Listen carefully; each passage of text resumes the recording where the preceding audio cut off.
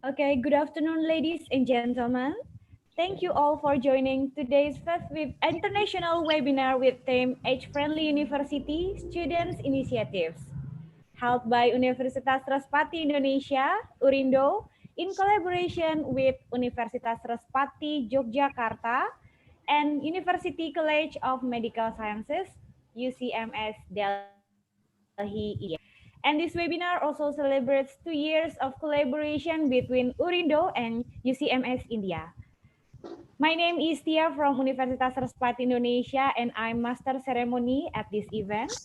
Thanks to all the speakers and invited guests who have attended the webinar room. Dosen Before tweet we start the webinar, here the rules of today's webinar. Participants should not activate the microphone feature during the webinar. Participants write their attendance through the chat box with the format name, original area, and instance. Participants may not interrupt or cut off the presentation from the speaker because the question and answer session has been provided. Participants are expected not to leave the meeting just like that or do anything else outside the online workshop. Participants do not turn off the camera. This is important to respect the instructor who is speaking. And distinguished ladies and gentlemen, today we have around 1,000 participants who join this international seminar on Zoom and YouTube channel. First, let's thanks to Allah who has been giving us guidance, happiness, healthy, and mercy, so we can participate in this event without any obstacles. On this special occasion, we have several agendas, so allow me to read several agendas. The first is opening. The second is a welcome speech from organizing committee. The third is opening remarks by Director of Rikas Unrio, continued by Director of Sevas Urindo, and also by Rector of Universitas Respati Indonesia, and keynote speech by Indian Academy of Geriatric India. The fourth is main event will lead by moderator, continue with question and answer time. The fifth is closing statement by moderator. And the last agenda is closing time. Well, to take the advantage of the time, let's start this agenda by reciting Basmalah together.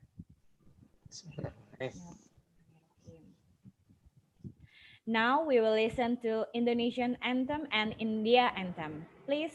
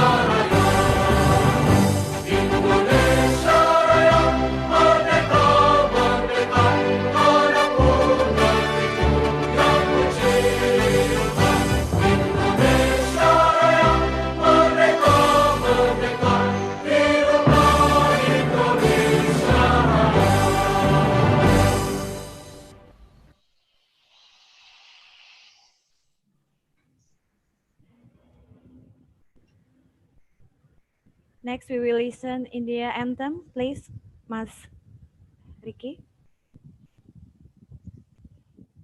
जनगण मन अधिनायक जय हे भारत भाग्य विधाता पंजाब सिंध गुजरात मराठा द्राविड उत्कल बंगा विंध्य हिमाचल यमुना गंगा उच्चल जलधि तरंगा तव शुभ नामे जागे तव शुभ आशीष मागे गाहे तव जय गाथा जन गण मंगलदायक जय हे भारत भाग्य विधाता जय हे जय हे जय हे जय जय जय जय हे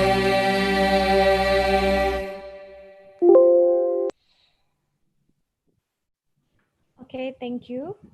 Step on to the following agenda is welcome speech and report of activity from organizing committee by Anastasia Yuniarti. Please, Anastasia, time is yours. Thank you, Ms. Tia. Good afternoon, ladies and gentlemen. Greetings for Universitas Respati Indonesia. The Honorable Rector of Universitas Respati Indonesia, along with the academic staff, the Honorable Chairman of Respati Education Foundation, along with the academic staff, the Honorable Speakers, the Honorable Speakers, Moderator, and all respect webinar participants that have been registered from across Indonesia, India, and abroad. It is my pleasure to welcome everyone to our international webinar. It is a great honor to have you all today. Ladies and gentlemen, after finishing international webinar, Age-Friendly University Series 1 on Challenge and Opportunity on 2nd of July, we continue to conduct Series 2 on Gerontology and Geriatric on 20th of July and Series 3 Elderly Health Issues on 12th of August. Continue with Series 4 on Gerontology and Business on 29th of August. And now, the last series is Series 5, Age-Friendly University Student Initiative. That will be conducted in collaboration with Universitas Respati Yogyakarta and University College of Medical Science, UCMS, Delhi, India. In the field of health science programs, public health, medicine will be very important to be promoted by respective students of faculties in their area of program activities such as student movement, student organization, student innovation, student research, and student service. Welcome remark, we have Director Respati Center for Aging Studies, Prikos, Universitas Respati Yogyakarta, Unrio, Mr. Rizky Erwanto. Director Center for Family and Aging Studies, Sifas Universitas Indonesia, Urindo, Mr. Sudibyo Alimoeso.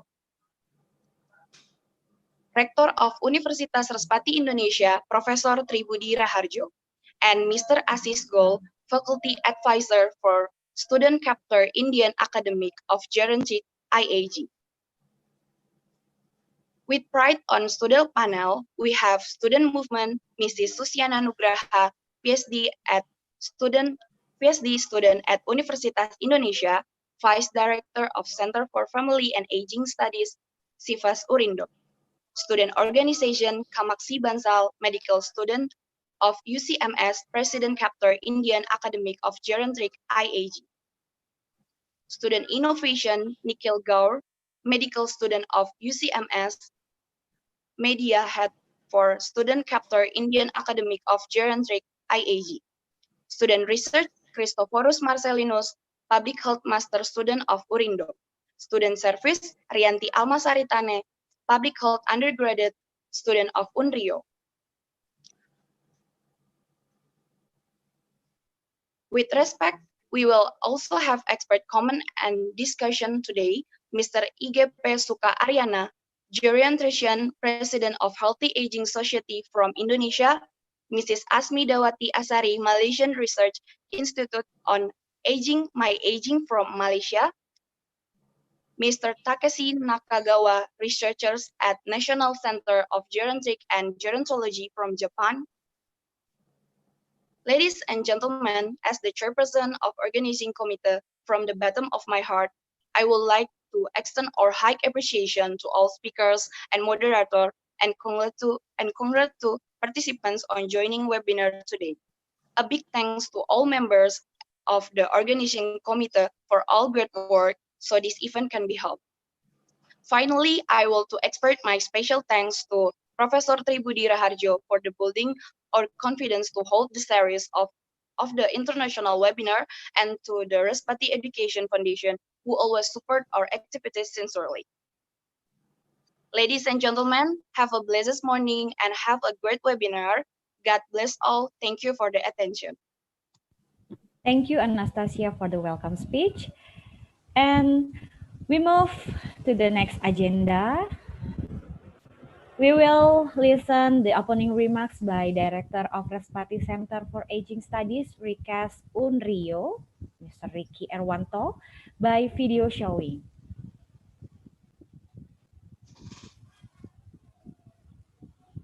Please, Mas Ricky.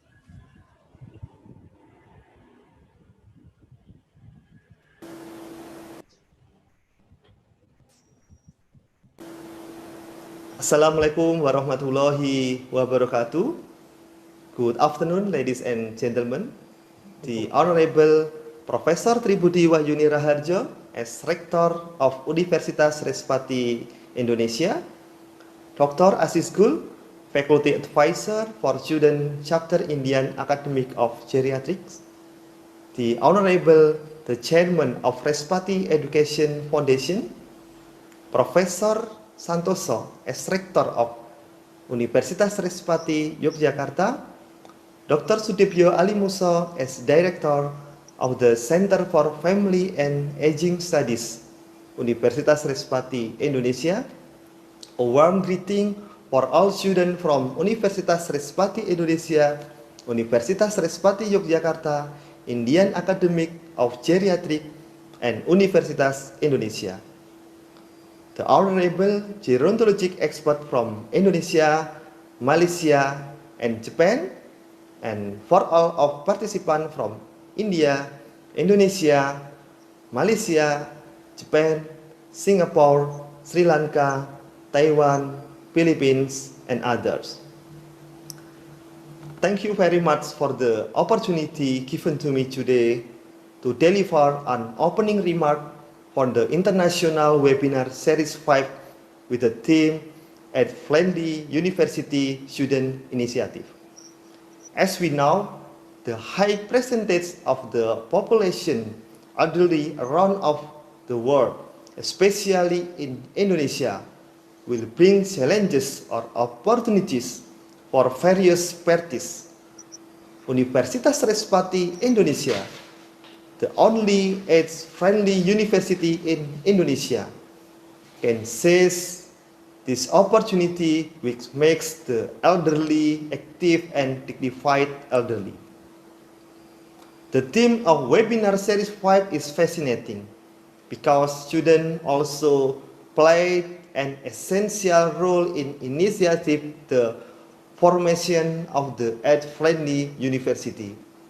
Universitas Respati Yogyakarta, through the RIKES, Respati Center for Aging Studies, in collaboration with Universitas Respati Indonesia and Indonesia Ramah Lansia Foundation, have carried out research activities and community service on continuity by involving students. Student involvement is significant because students are agents of change for the development of science. Some form of involvement include students that being involved as volunteers for elderly school and caregiver school in Yogyakarta, Bandung, Jakarta, which have been initiated by IRL Foundation. Along with involvement of students is various research and community service activities, it is hoped that it will contribute to bringing about major changes in science of sustainability for this nation. Thank you for listening so attentively. Hopefully, all of you can enjoy to participate in this webinar. Wassalamualaikum warahmatullahi wabarakatuh. Waalaikumsalam. Thank you, Mr. Rizky Erwanto, for the opening remarks. Step to the next agenda is opening remarks by Director of Center for Aging Studies, Cefas Urindo, Dr. Sudibyo Alimuso. Please, time is yours. Thank you, Maria. Assalamualaikum warahmatullahi wabarakatuh.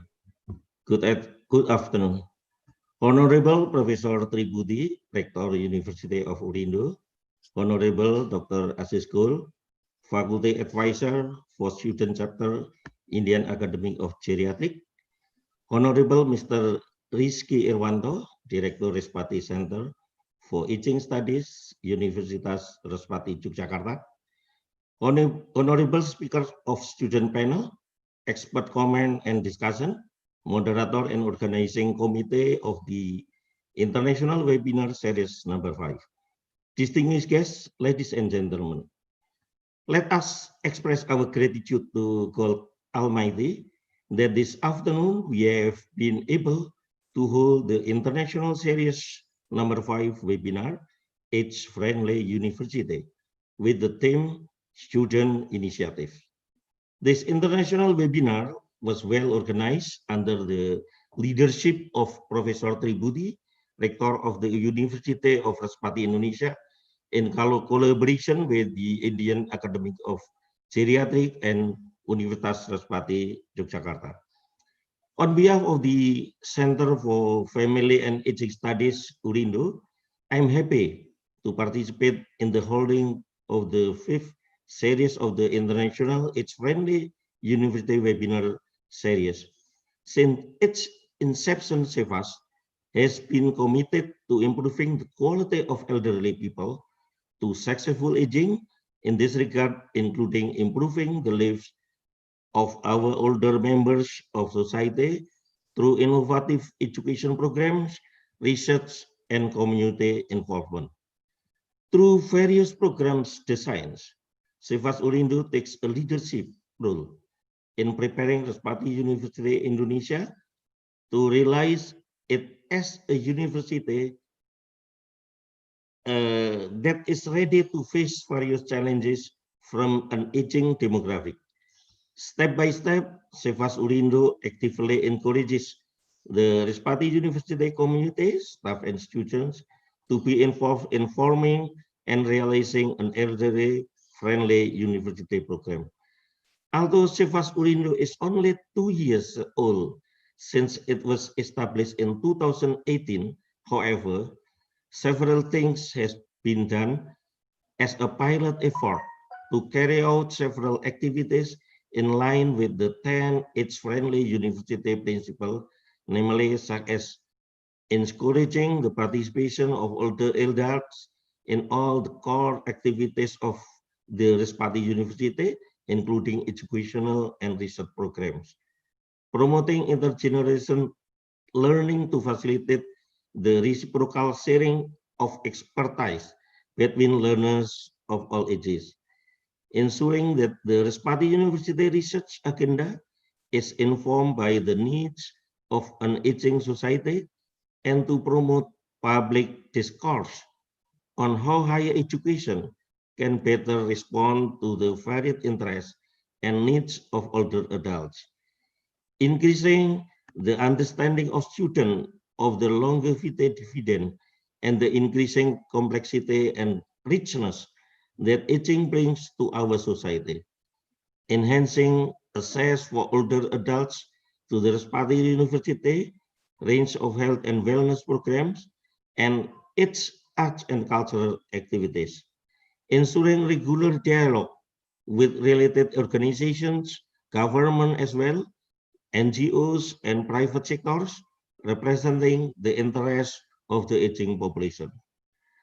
Ladies and gentlemen, on this occasion, we invite the active involvement of all parties with us at Cefas Urindo in various fields, such as health, intergenerational learning, lifelong learning, distance education, and cultural activities, and many others. Welcome to join webinar. Once again, I would like to extend our appreciation to the student panels, moderator, and all participants of the fifth It's Friendly Universities webinar. I believe that this webinar on the student initiative theme will provide valuable input to differentiate and evaluate how it can shape its friendly programs and practices and identify gaps and opportunities for growth. Furthermore, the student initiative will be demonstrated, I hope, the students' ability to take a leadership role in preparing a society for the multifaceted challenges of our aging demographic. It will actively encourage older people to come into our higher education institution and to become involved in shaping university program. I'm also sure that this webinar will benefit to all parties and inspire us in how we can respond to the changing demographic through its friendly university with new approaches to teaching, research, and community engagement. Thank you. Wassalamualaikum warahmatullahi wabarakatuh. Thank you, Dr. Sudibyo Alimuso, for the speech. And now we're going to the next opening remark by Rector Universitas Respati Indonesia, Professor Tribudi Wahyuni Raharjo, by video showing. Please, IT team.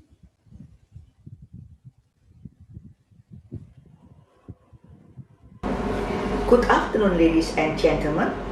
First of all, let us praise to God Almighty for His blessing that makes realization to conduct the international webinar with the title It's Friendly University Student Initiatives. From this webinar, we would learn from the students, their mentors, as well as from the experts who have such experiences in conducting gerontology academic activities. For those, we welcome our honorable speakers, mentors, experts, moderators, and all the committee members, as well as all the participants who join us this session. Rector, Director of Respati Center for Aging Studies, Universitas Respati Jakarta, who has been doing very well in mobilizing the students in community services. We learned a lot from you. Congratulations. Sudibyo Alimuso, please accept my great respect and appreciation for your leadership to chair all the researchers at the Center for Family and Aging Studies, Universitas Respati Indonesia, with full of dedication and care. Thank you.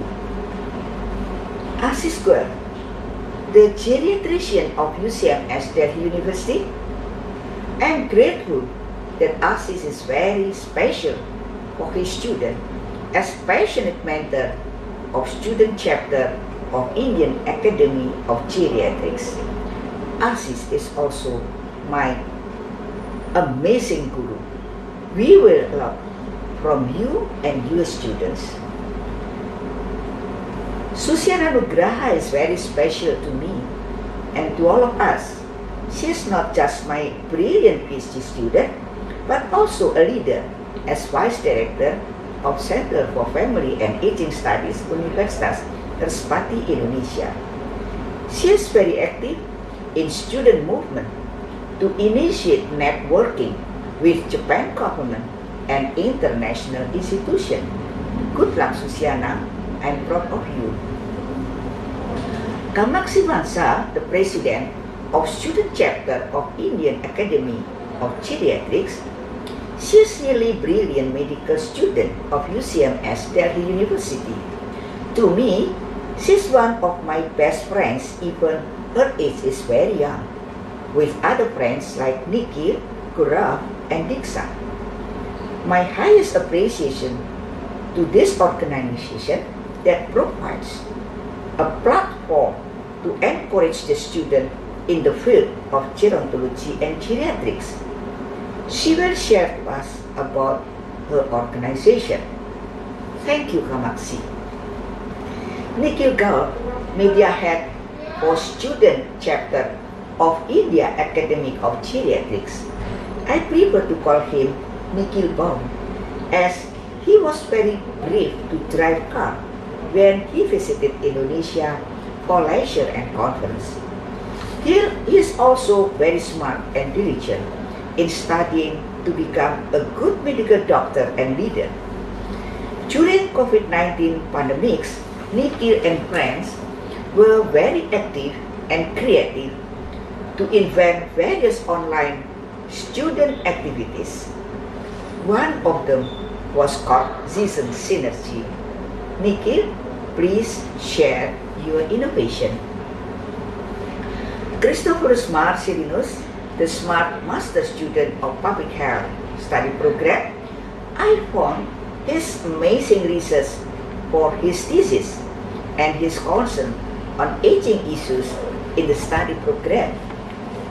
We will learn from him how is the importance of student research on aging in the university. Rihanti Alma Saritane is a public health undergraduate student of Universitas Respati, Yogyakarta. She is very cheerful, smart, and friendly young lady. Amazingly, she is also very active in doing community service for the elderly with Indonesia Ramah Lansia. Great job, Rianti. Sukaryana, congratulations for his PhD degree that has just finished. As the president of Healthy Aging Society Indonesia and very active in Indonesian Geriatric Association, I believe that you will give such comment and recommendation to the student panel and to our next journey in student movement. Thank you, Suka. Asmidawati Ashari, a research fellow of Malaysian Research Institute of Aging Malaysia, I believe that you will give meaningful suggestions to improve our student initiative based on your experiences and expertise. Thank you, Asmidawati. Takashi Nakagawa, researchers at National Center for Geriatrics and Gerontology, I definitely would like to learn from you what you have been doing with the student in Japan, and I do believe that your suggestion will be very meaningful. Ladies and gentlemen, we will be learning a lot from all the honorable speakers, mentors, and experts that will be chaired by the moderator Dini Agustin, lecturer and researchers, Universitas Respati Indonesia, and also the Secretary of Center for Family and Aging Studies, Universitas Respati Indonesia. She is very well known by everybody in aging society, national and international wide. She is also my passionate partner who has been working with me for a long time. Without her, I'm nothing. Without her Center for Family and Aging Studies, Universitas Respati Indonesia will not be able to run well. Thank you, Dini. Ladies and gentlemen, allow me to appreciate the organizing committee chaired by Anastasia Yuniati, chairperson of Student Consultative Assembly Urindo. She is very smart undergraduate public health student and dedicated student leader. My highest appreciation to Maria Aditya as amazing master of ceremony for all series. The professional IT team and secretariat, Tafrisi, Ricky, Jenny, Juna, and Ria. Faculty members of Universitas Respati Indonesia, the Respati Education Foundation for the totally support. And last but not least, my great thanks to all participants who joined us today. Ladies and gentlemen, we do hope that at the end of the webinar, we will declare the results from all series. Particularly from series number 5, we do hope the student organization to enhance older person well-being will be established in all institutions which concern on aging issues in Asia.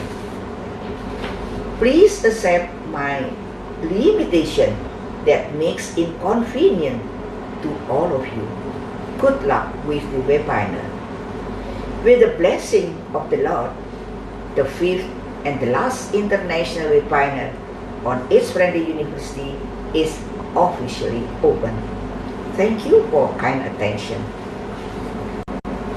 Good afternoon, ladies and gentlemen. First of all, Thank you, Professor Tribudi Wahyuni Raharjo, for the speech and officially opening this webinar. Next agenda is keynote speech by Mr. Aziz Goel, Faculty Advisor for Student Chapter Indian Academy of Geriatric, India. Mr. Aziz Goel, please, time is yours. Thank you. Terima kasih. And Selamat siang. I hope that I got that right. And I am grateful to Professor Tribudi and all the guests and all the honored dignitaries for having invited me to speak and deliver the keynote address. I would be speaking about age-friendly universities and the student initiatives. I would be talking and taking 5 minutes of your time in talking about basically 3 areas. One would be what is an age-friendly university. Second is what is the area or what is the situation of medical schools in age friendliness. And thirdly, I would give you about 8 points on what you can do as a student and what initiative you can do and take to promote age friendliness in your university and in your schools. What is an age-friendly university? Learning is lifelong and it doesn't stop, and age is just merely a number. I believe that age friendliness does not stop at just the physical campus access or about any specific course that you take. Age friendliness of a university is more of a 360-degree challenge, and there has to be friendliness in a university to age in all different spheres of life, in modeling and preparing for a different ability, in making the campus access physical friendly, and in improving and imparting teaching and learning abilities to individuals who have a different ability or who are aging, and then also helping in placing and recruitment to individuals who are starting a second career in their lives. Most of the medical schools have been greatly resistant to change and have approached disease in isolation as usual, and there has never been an approach towards aging per se. I believe that student chapters and student initiatives are the future, and these are the most important abilities to change things in universities and schools. The Indian chapter today, I'm happy to say, has over 350 students who are working towards making aging a core issue in a doctor's life. And we are also different from the other student chapters because we have a lot of undergraduate students as against mostly postgraduate and specialty students in different universities across the globe. And Kamakshi, our student leader, would be talking to you more about our student chapter in a short while. So we often try to figure out and say, I'm just a student, what can I do? So here are just 8 tips that I can offer you, and I have tried to translate them in Bahasa Indonesia, and sometimes the translation may not be working very nicely when I use Google Translate. So please forgive me if this is wrong, and The 8 things that I propose that you can do at any time is to identify your individual strengths and see what you can contribute. You find a partner who will be a partner in crime and will help you take your agenda forward. Find a teacher or a faculty who really does not need to be convinced about the importance of age-friendly universities and is there and helpful and helps you in changing things in the university. You can start intergenerational programs, even small programs that you do, small student activities, invite older people from the community. This will engage in reciprocal learning and will improve the environment in your own university. Also, you could engage with retired faculty members who are no longer with the university at this time, but they are always available to engage and teach and learn with the students. Another thing that you can do is, I suggest not to isolate yourself in research. So a lot of research protocols that we come across are either for adults and they exclude patients or individuals who are over 60 years of age. This is the most exclusive thing that could be done for older people. And definitely the research in medicine and in medical areas should be more inclusive than exclusive. We improve age literacy by reducing the ageism, and this is another thing that we can definitely change by helping people to avoid ageism in their fields and improve literacy in age-related areas. And definitely, if we are able to do these, we will be reaping the longevity dividend in which we will be getting a lot of learning from older people at the same time, and we will be able to get a productive and healthy aging in the process. This is all that I have to say. Thank you everyone for bringing this program together. Thank you for the organizing committee to have been able to bring student leaders and student torch bearers who are going to be the future of geriatric medicine and gerontology in this area. People from Malaysia, people from Taiwan, Singapore, and Japan have joined in along with the Indian and Indonesian initiative. And this is the way forward. And I believe you students would be leading us into a better future tomorrow. Thank you. Terima kasih. Terima kasih. Thank you, Mr. Aziz Goel, for the remarks and keynote speech. Now let's continue to the main agenda. That is main event will lead by moderator, Mrs. Dini Agustin. She is a lecturer and researcher in Urindo, Secretary of Cefas Urindo, and member of Active Aging Consortium in Asia Pacific, ACAP. Please, Mrs. Dini Agustin, time is yours.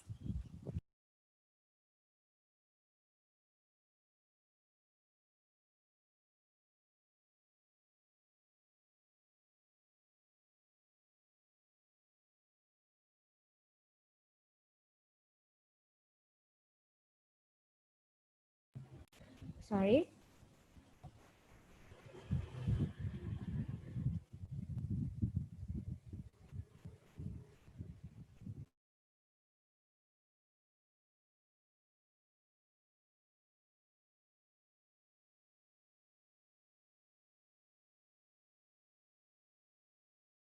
Sorry, apa tadi saya mute ya? Atau Mas Izi?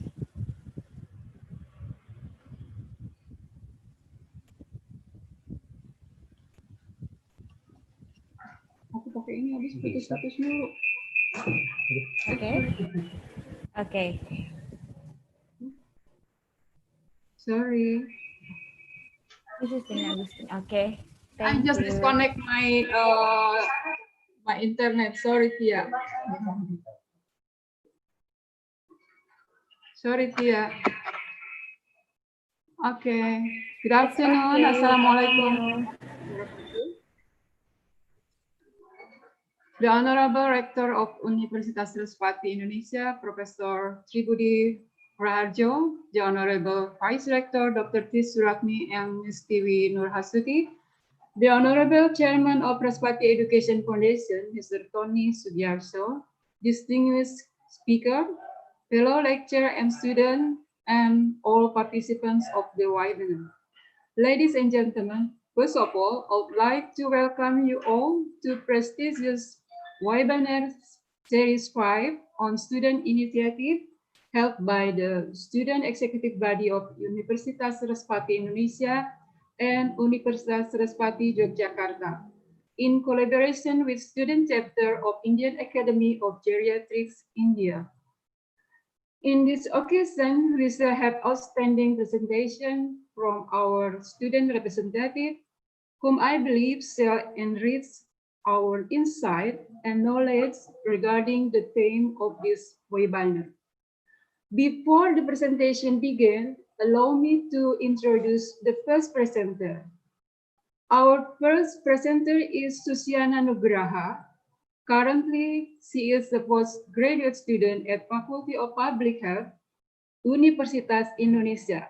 She is also Vice Director of Center for Family and Aging Studies, Universitas Respati Indonesia. Without further ado, I would like to welcome our first presenter. She will deliver a presentation entitled Student Movement in Age-Friendly University. Ms. Susiana Nugraha, Yes, are you I'm ready? Yeah. Yeah, I'm ready, Bu thank Dini. you. Your time for presentation is about 10 minutes. Okay. Okay, ladies and gentlemen, please welcome Ms. Susiana Nugraha. Time is yours. Thank you so much, Ibu Dini, for your time. Okay. Assalamualaikum warahmatullahi wabarakatuh. Waalaikumsalam. The Honorable Rector of Universitas Respati Indonesia, Professor Tribudi Wahyuni Raharjo, the Honorable Speakers, Dr. Asis Goel. Hello, Doc. How are you? Nice to meet you again since our last meeting in Bali. And also Dr. Suka, Geriatrician President of Healthy Aging Society, Dr. Asmi Dawati Ashari, Malaysian Research Institute on Aging, and also Professor Takeshi Nakagawa, researcher at National Center of Geriatric and Gerontology of Japan, and my best partner, Mas Riki Erwanto from Rikas Unrio, and also my super humble boss, Dr. Sudibyo Ali Musa, Director of Center for Family and Aging Study, all of faculty member of Universitas Respati Indonesia and Universitas Respati Yogyakarta, my friends from India, Kamaksi, Nikhil, and also Indonesian representative, Marcel, Rianti, and the honorable participant from India, Japan, Malaysia. Thank you for joining us. Okay, first of all, I would like to share my presentation on student movement in age-friendly university.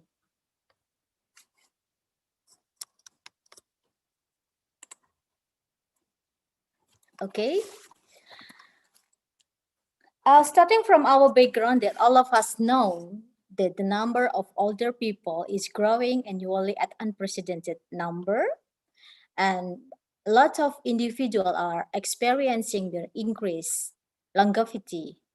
And in Indonesia itself, we have 9.9% of older population in 2020, or approximately 27 million, and expected to reach 15% in 2035. We are a close situation with India. And in response to the educational needs and interests of this emerging age population, it is essential to open new opportunity and innovative practice of teaching, research, and community engagement. That's why we start to open an age-friendly university. It is a movement expected to transforming traditional university into center of lifelong learning that support active, healthy aging and include older people in the core element of the university.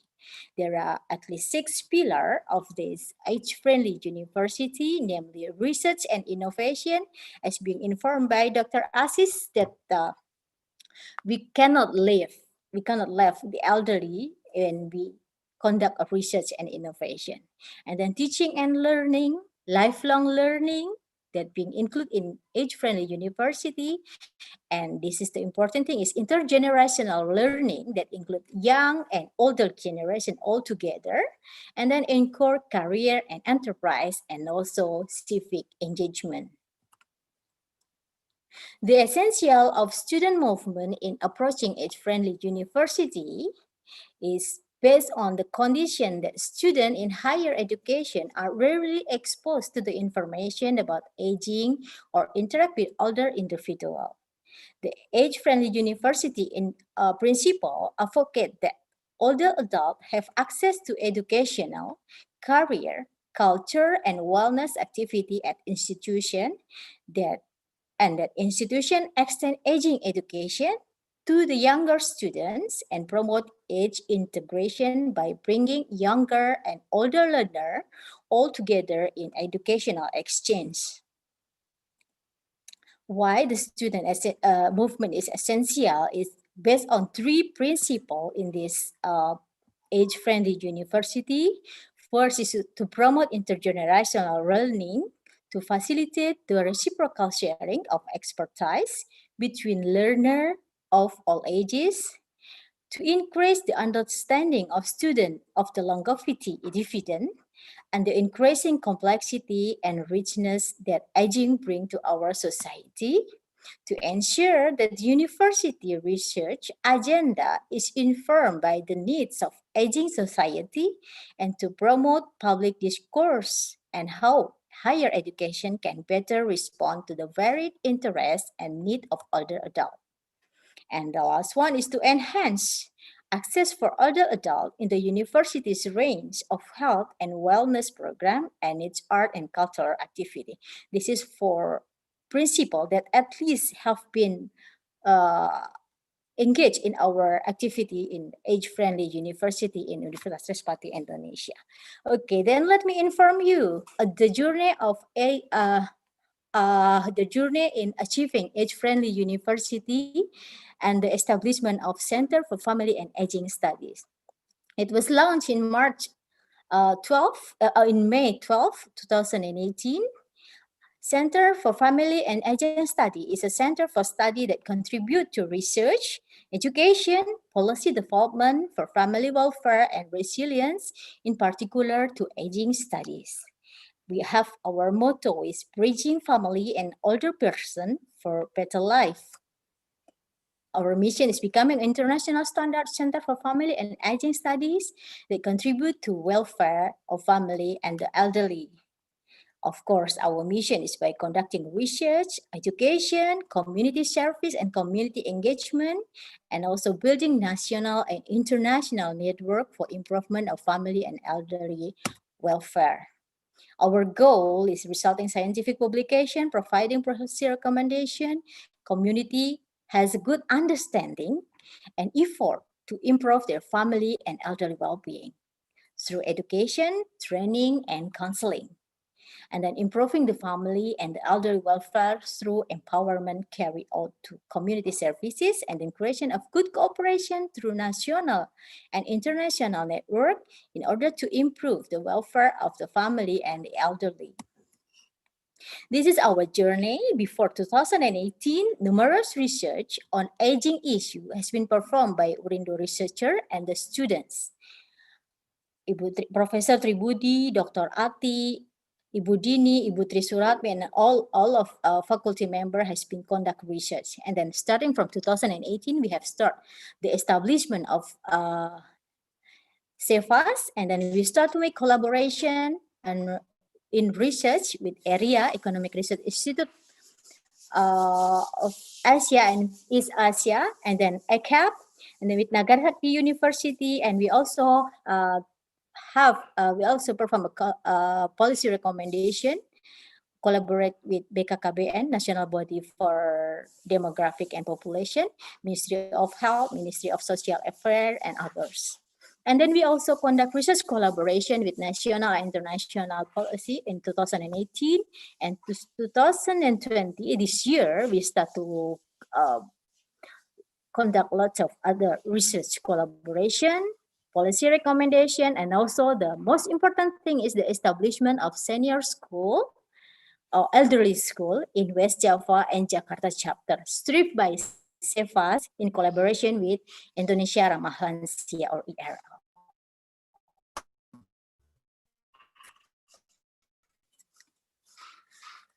This is our grant addressed to SEVAS from Ministry of Education and Culture, area, Nakajima Foundation, Newton Foundation, and Pfizer Japan.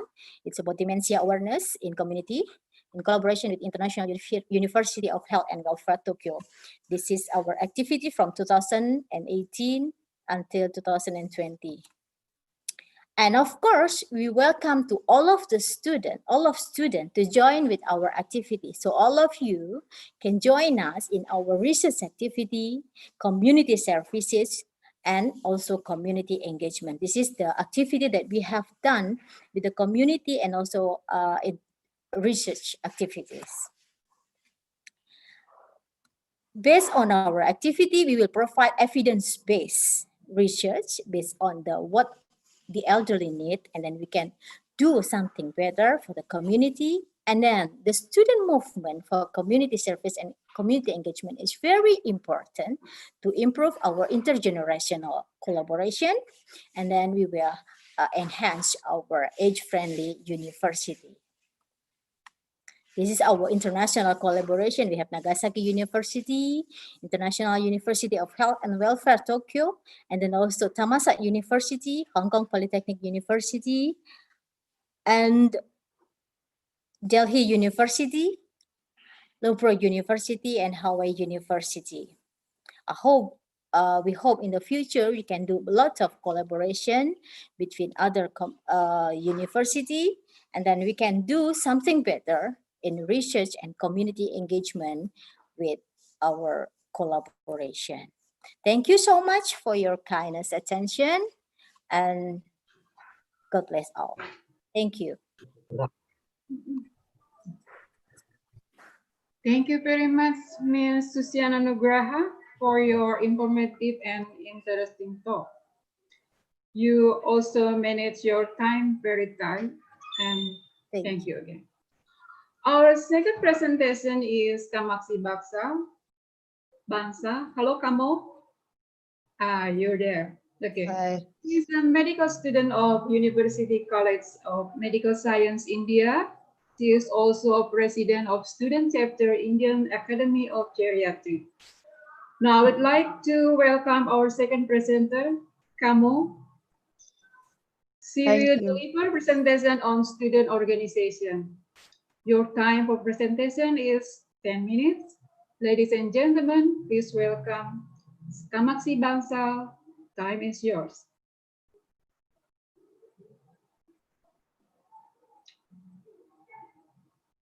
Mas Izzy, tolong bantu slide-nya, Mas Izzy. Hello everyone. I would firstly like to thank Professor Tribudi and the Urindo Committee, Ashish sir, and all the participants who are present here. My topic for today is student organization by the students, of the students, and for the students. Firstly, I would like to discuss what is the need for a student organization. When I started attending conferences, I noticed that there is a lack of enthusiastic participation by undergraduate students in the events conducted for postgraduates or faculty.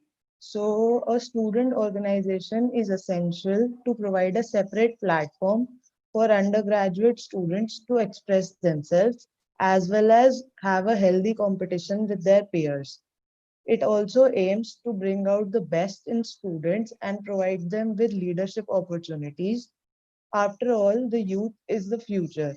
India has the maximum population of youth currently, and if the youth is sensitized about the topics of interest like geriatrics, there will be a better future for everybody.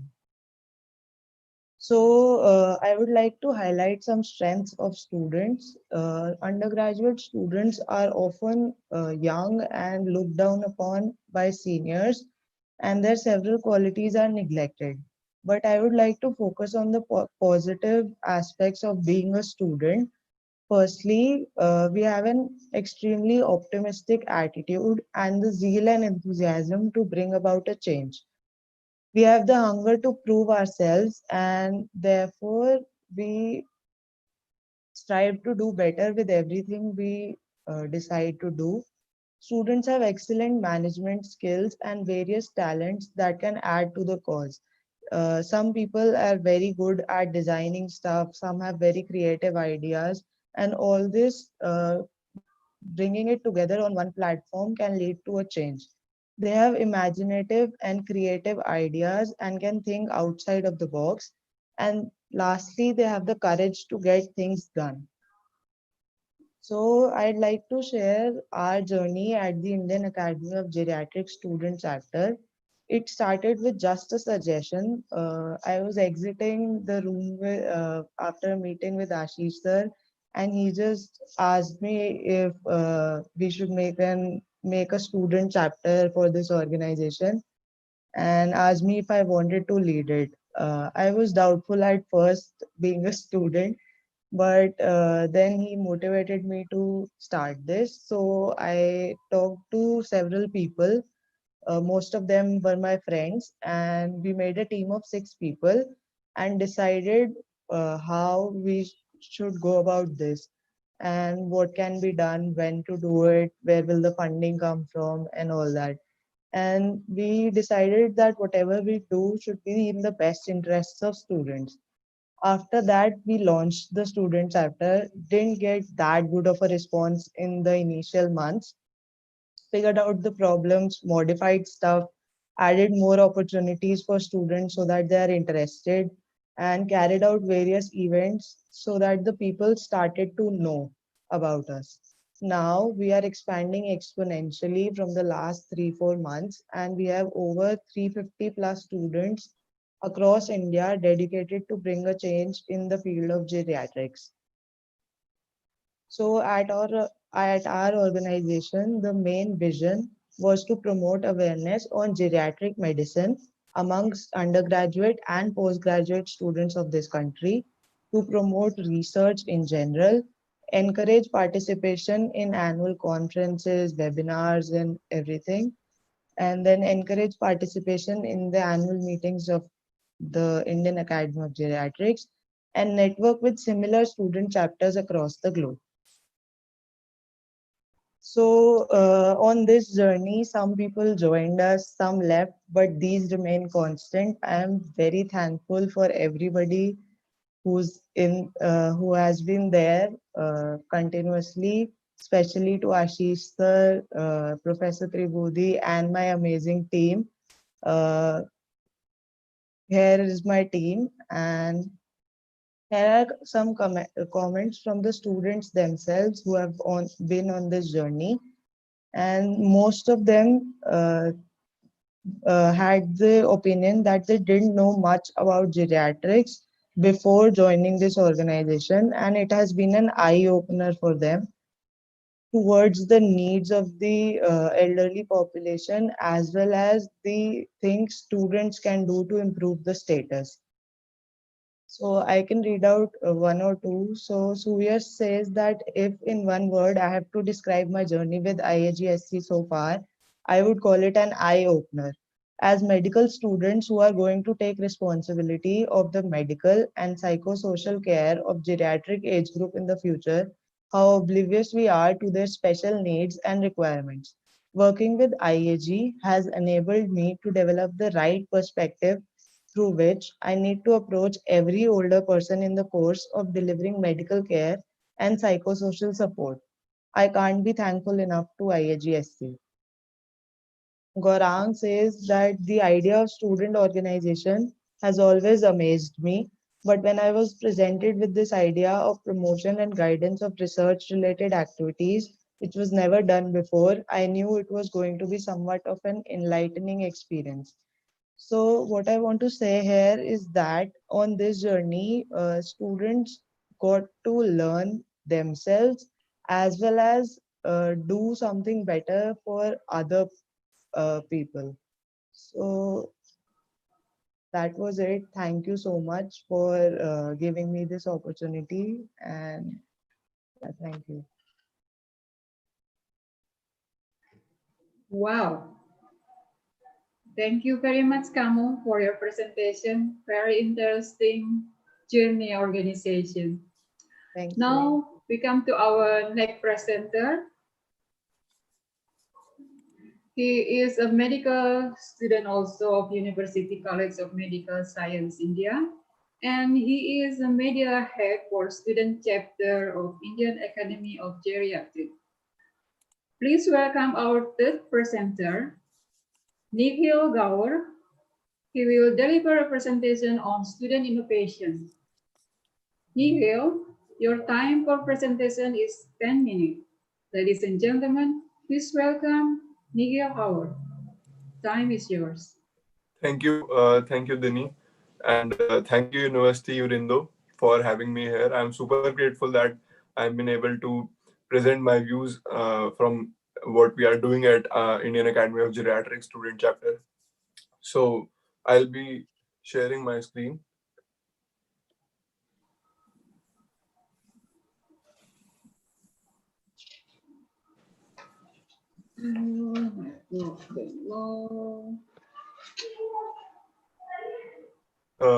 Is it visible? My presentation is visible to everyone? Yes, it is visible. Go ahead. Okay. So we have been doing we have been creating a lot of things in IAG student chapter, and one of the things that always been asked to me, like, why do we need innovation in this field of geriatrics? So I think there are two answers to it. First is humanitarian, that aging is inevitable and natural process. And if today we will work towards the wholesome betterment of it, it is just similar to sowing a seed which will reap us fruits when our hair will turn gray. And the second one is more biostatistical and technical. So older people are and will soon outnumber the under 5-year age population. So looking for target population should be a concern. This rapid increase needs rapid action plan to not just live longer, but live healthier and happier. The risk of suicide, depression, and mental illnesses in geriatric population is ever rising. So as you can see over here, I have put on a graph from World Health Organization, which shows that the 65 plus age, the older population is rising and is soon going to take over and has taken over the under 5 population. So all these and many more, as mentioned by Dr. Ashish Goel, our own medical professor, are enough for us to deep dive into innovating ideas for the well-being of older people. So at IAGSC, we are doing some creative activities and plans so that people all over India can have more time with the older population. Let it be their grandparents or any person they have interaction with who is among the age of 60 or 60 plus. So the first activity was Season Synergy. It was an online talent competition. It was to depict the best interaction one had with older person, which means something to them or change their perspective about old age. So these are some clips, some paintings that they draw to just explain the connection they hold with the older person. Then we had Quizzentine. It was a series of 4 online quizzes based on geriatrics and gerontology. So a lot of people just don't know what is geriatrics. As I showed about the under 5-year population and more than 65-year population, so people are well aware about pediatrics, the medicine of children, but they're not aware of geriatrics and gerontology. So it was all about it had 4 rounds about aging health scheme across India and world. The polypharmacy which is very common in elderly, which leads to a lot of problems. And it was a crossword. It had a crossword puzzle. So we had very good response in that. People were getting to know geriatrics better in India, and so we think we are moving in a good direction. Then we had some group discussions. So all these activities, most of them were online on online platforms as due to COVID-19. So we had this group discussion on COVID-19 and its effect on the older population. It was in March 2020 about better information on spread of virus impact and its prevention.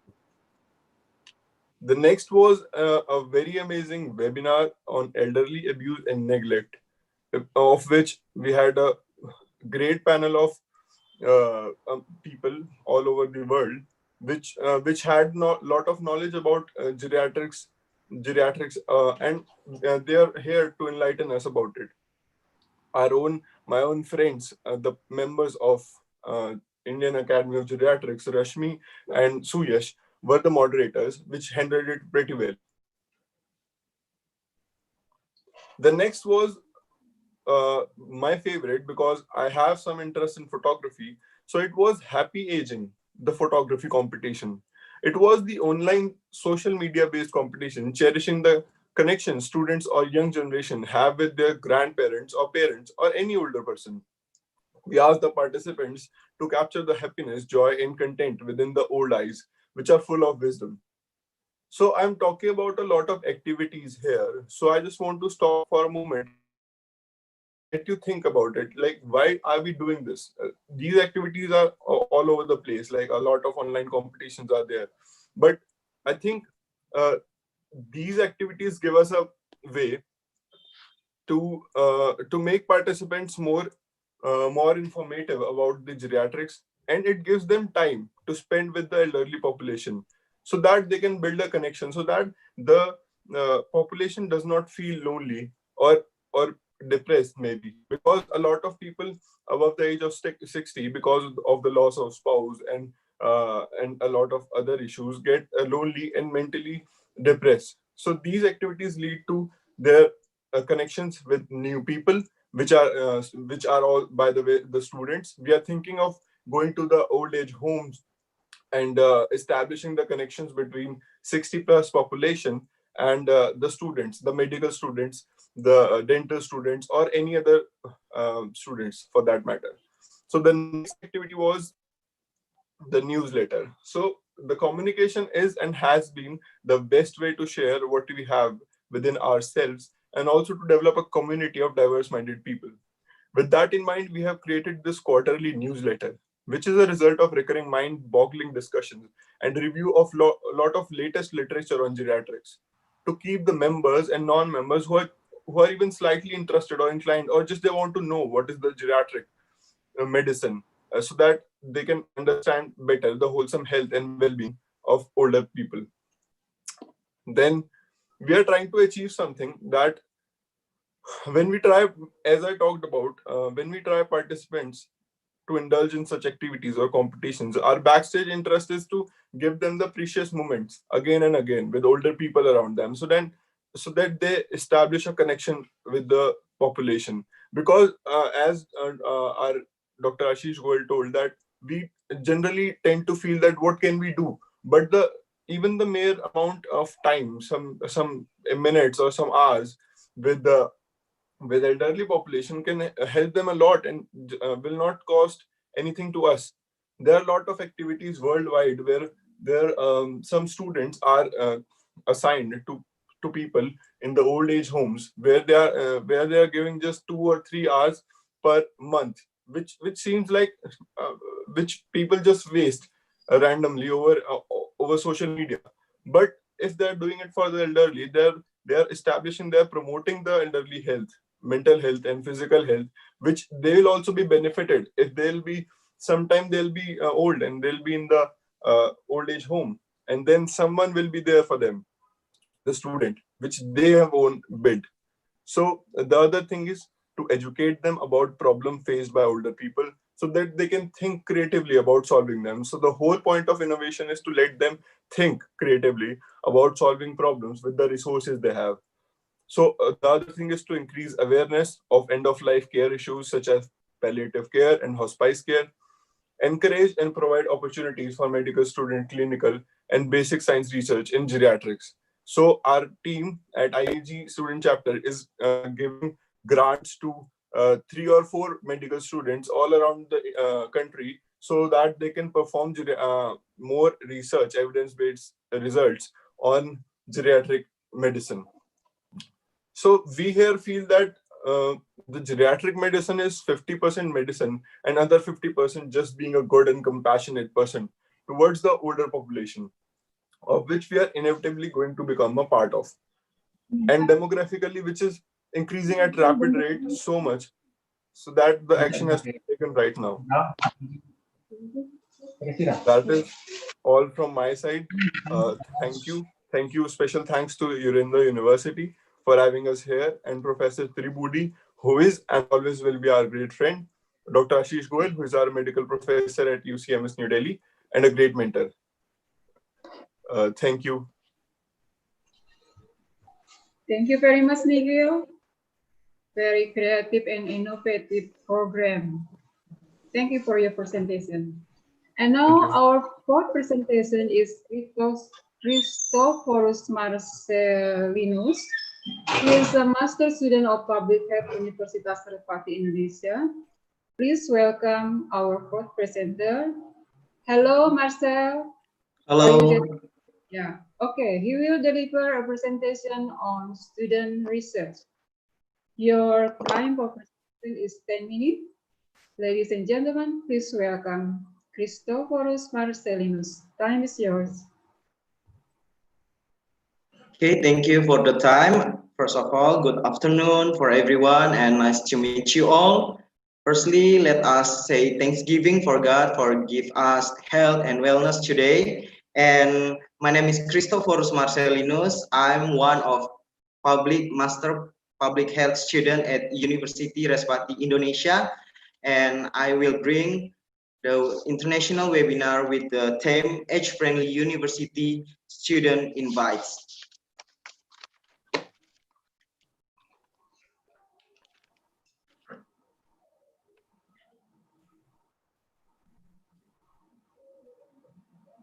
Please.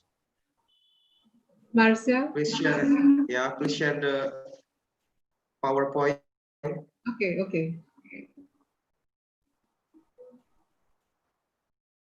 Okay. Next. Okay, we all know that Asia has the fastest aging population, and by 2050, number of senior citizens will become twice of its current number, and around 65% world citizens live in Asia.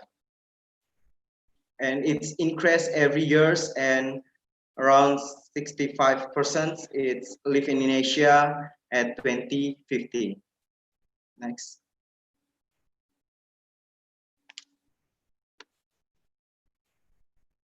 Next slide. Okay, if we want to know about the older people, we must know about the study. So it's gerontology. Yeah, gerontology is the study of aging and older adults. The science of gerontology has evolved as longevity has improved. Researchers in this field are diverse and trained in areas such as psychology, social science, psychology, public health, and police. A more complete definition of gerontology includes all of the following. Gerontology is the multidisciplinary and it's concerned with physical, mental, and social aspect. And we must know about the geriatrics too. It is a medical, specially focused on care and treatment for older person. Although gerontology and geriatrics has differing impacts, the both have the goal of understanding aging so that people can maximize the function and achieve a high quality of life. Next. Okay, right now we are looking for background and conceptual framework. An increased number of older persons significantly, the impact on health, social, and economic conditions is connecting of active aging, educations, research and community services, and health aging. And its responsibility and taking care of government, policy, and support. 2. Implementation of gerontology in the university that will be age-friendly university and collaboration with institute, government, and community to realize and make impact for dignified older person with high quality of life. Okay, this is the 10 guiding principle of an age-friendly university, and I taken by AFU Global Network. The first is to encourage the participation of older adults in all the core activity of the university, including educational and research programs. And second, to promote personal and career development in the second half of life and to support those who wish to pursue second careers. Third, to recognize the range of educational needs of older adults, from those who were early school leavers to those who wish to pursue master and PhD qualification. Fourth, to promote intergenerational learning to facilitate the reciprocal sharing of expertise between learners of all ages. And five, to widen access to online educational opportunity for older adults to ensure a diversity of routes of participations. And six, to ensure that the university research agenda is informed by the needs of an aging society and to promote public discourse of how higher education can better respond to the varied interests and needs of older adults. 7. To increase the understanding of students of the longevity defined and the increasing complexity and richness that aging brings to our society. 8. To enhance access of older adults to the university range of health and wellness programs and its art and culture activity. 9. To engage actively with the university on retired community. And 10, the last one is to ensure regular dialogue with the organization representing that the interests of the aging populations. Okay, next. Yeah, so we look for the 10 guiding principle of an age university, and this is the keyword from one for each other in principle 1 for principle 10, and the first principle 1, the keyword is a core activity. So the department or faculty as a whole university can do or encourage older adults to participate in core activity for older people at the university, such as research and educational programs. And principle 2, the keywords is second careers. Okay, the department or whole of university can promote career development for older adults, including the looking for a career change later in life. So maybe can give older adults many change career is like a gardening businessman or businesswoman or research or be a lecturer at the university. And the principle 3 is the keyword is a range of educational needs. So the department or faculty or the university as whole provides educational opportunity for older adults with varying interests and needs at the university, from those who left school at young age to seeking degree qualification. So when the older adults is left the school or something like a degree qualification is very, it's like they stop, but they can continue at university can support them. And at the principle 4, the keyword is intergenerational learning.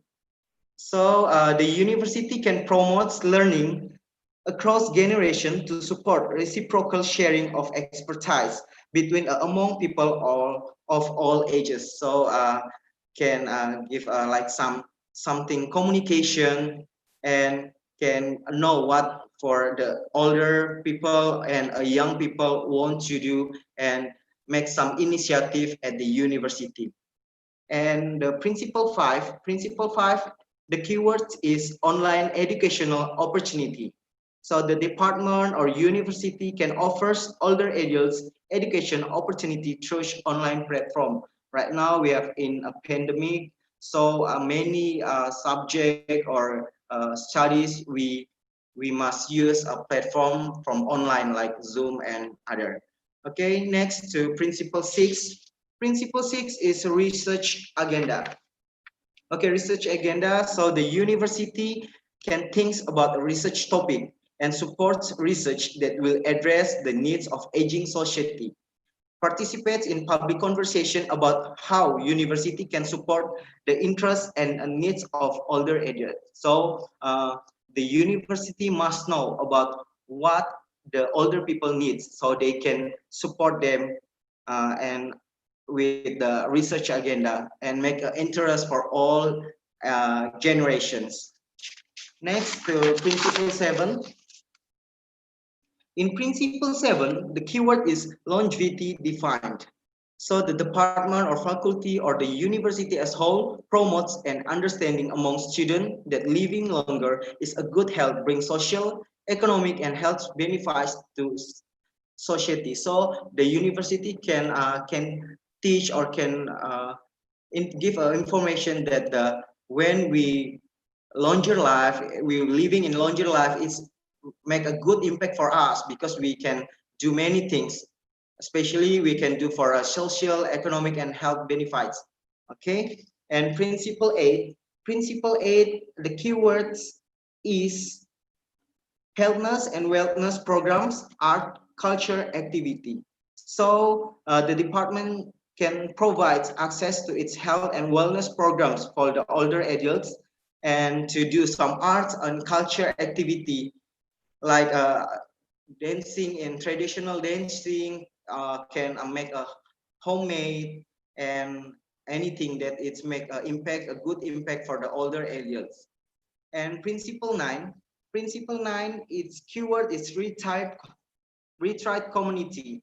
So the department or faculty engage with retriers actively. So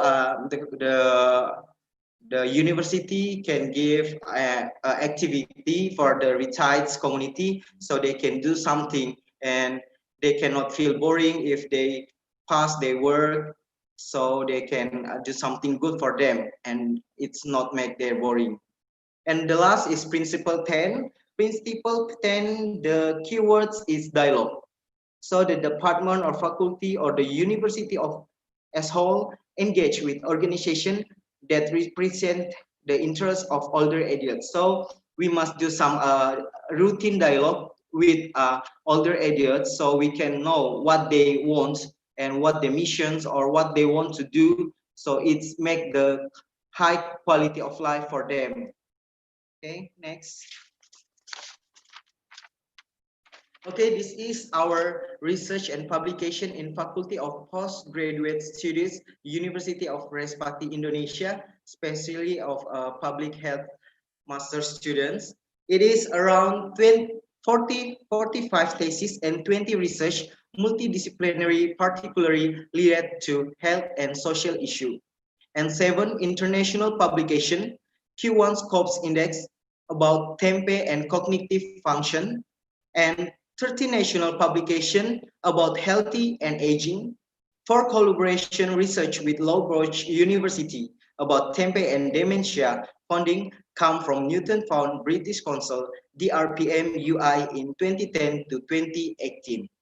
And the last is 2 collaboration research with ARIA Japan. So this is the list and this is the publication of our public health master student of University Respati of Indonesia. Next slide.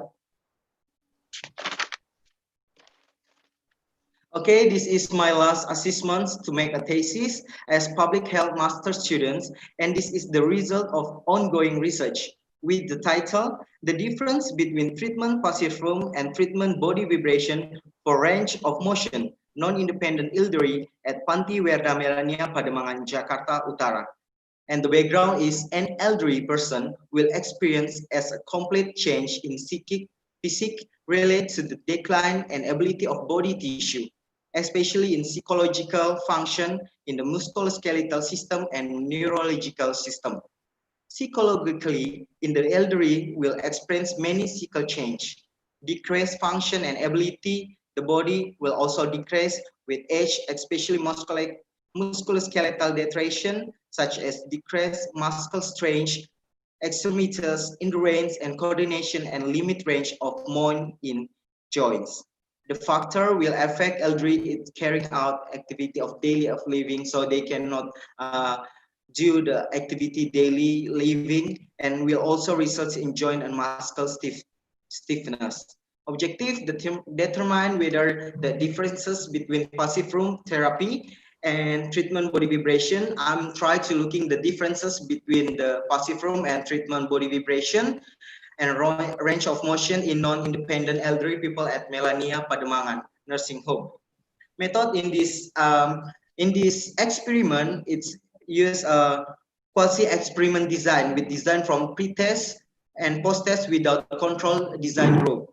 And sample taking teach treatment, it's utilize simple random sampling, and data analysis will Wilcoxon shrine rank text and degree signification with p-value is 0.05. And in this experiment, its total sample is 30 people with where 15 respondents treatment is passive room and 15 treatments to treatment body vibrations.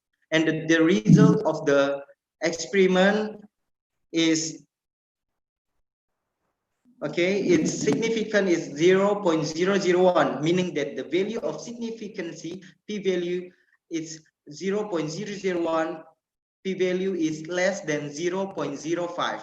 So conclusion, the increase in range of motion category of passive room experimental group was greater than the increase in the range of motion of TBV experimental group in the non-independent elderly at Melania Pademangan nursing home.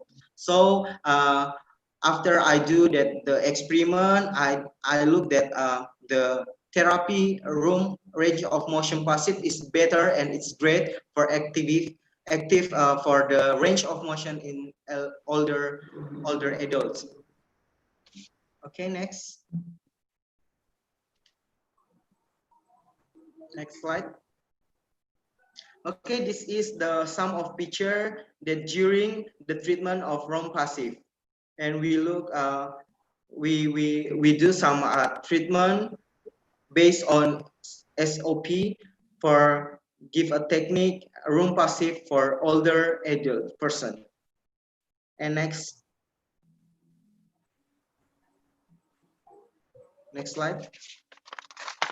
And this is treatment, some picture of during treatment body vibration. So we use some tools vibration for do a treatment for older adults, and we do for during 15 minutes 2 times in the morning and in the evening. This is some of picture, and I have do work with my team. 10 of them is nurse. Okay, that's all my presentation. Thank you very much. Okay, thank you very much, Marcel, for your presentation on your research result. Very interesting and beneficial to the elderly. Our last but definitely not least presenter is Rianti Almasari Tami. Hello, Rianti. Are you still there? Yes. Yeah, thank you for your question. Rianti is undergraduate student of public health at Universitas Respati, Yogyakarta. Please welcome our last presenter. She will deliver presentation entitled Student Services. Rianti, your time is 10 minutes. Ladies and gentlemen, please welcome Rianti Almasari Tami. Time is yours. Okay, thank you so much, Mrs. Dini. Assalamualaikum warahmatullahi wabarakatuh. Namaste. Good afternoon and nice to meet you all. First of all, I would like to say thanks to Prof. Tri and Pak Rizky to make me as one of the student panel in today's webinar. And thank you, Prof. and Pariski. Please slide.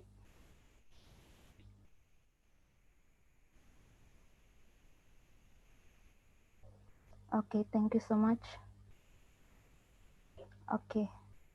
Okay, the topic of today's webinar is about the rural university, about in creating is a friendly area for age, especially for elderly, and the role of every student in making it happen. Okay, next slide. Okay, and according to the Yogyakarta Regional Social Office and Central Bureau of Statistics of Yogyakarta, there are 13 to 14% or 45,000 elderly, but those who are productive and unproductive of elderly. The Indonesian elderly, next slide 3. Okay, thank you. The Indonesian elderly friendly or Indonesia Ramah Lansia is currently a forum that makes major contribution to welfare, improving and empowerment of the elderly, especially in Yogyakarta as the largest contributor to the number of elderly in Indonesia. Indonesia elderly friendly program such as elderly school, and this program is managing informal education model for the elderly in community. And the next program is caregiver informal training. This program focus to training for family, elderly, and community. And the next to caregiver informal training. This focus for family and health cadres in long-term care of the elderly. Dementia Care Corner program is dementia prevention effective and dementia sufferers. Home care, this program home care and specialist care for the elderly, family, and community. And then ERL have a program I Love You Simba. This program invite to teenagers love the elderly and distribute to donation to elderly people in need. And I think IRL I think is program of IRL empower the elderly in increasing economy income through seniorpreneur or lansia shop. Okay, the next slide. Okay, okay, and ERL open its volunteer help once a year and open to all circle, especially to young people and teenagers to participate in the development of ERL. Okay, this is my experience. The first time I joined to ARL as a volunteer was in September 2019, and then become a facilitator and motivator in 2020. Okay, the next. Okay, after being accepted, I accepted as a volunteer, a few months later, I was placed in Poko Sleman, Yogyakarta, as a facilitator, and activities about the caregiver and carried out once a month, and caregiver training is given directly to family or cadres in Poko. And caregiving material is include for nutrition to elderly, include dental care for elderly, therapeutic communication, psychology and cognitive disorder and personal hygiene to elderly. Okay, and the next slide. Okay, and apart being a facilitator, I and another volunteer can be motivator. The material we provide will be adjust to our expertise or study program, and and and on this slide I giving info this no. And as like giving information about environmental based disease in the elderly in Klidon, Sleman, Yogyakarta. Okay, the next slide, slide 7. Okay, this is slide show another activity of ERL program. It's like a gradation of elderly school, social assistant for affected elderly by COVID-19, and elderly school in Naurahusada Clinic, Bantul, and elderly school in Gunung Kidul, and the first activity I participate in during the pandemic was an elderly school in Karet, Bantul. I think two weeks ago. Yes, I think 2 weeks ago. And activity runs smoothly and still comply with applicable to health protocol. Okay, the next slide. Okay, this is the activity that I and another student participate during on campus Unrio. ACICIS or the Australian Consortium for In-Country Indonesia Studies is a non-profit international educational consortium, and to be Australia leading trust, a facilitator of international student mobility program to Indonesia.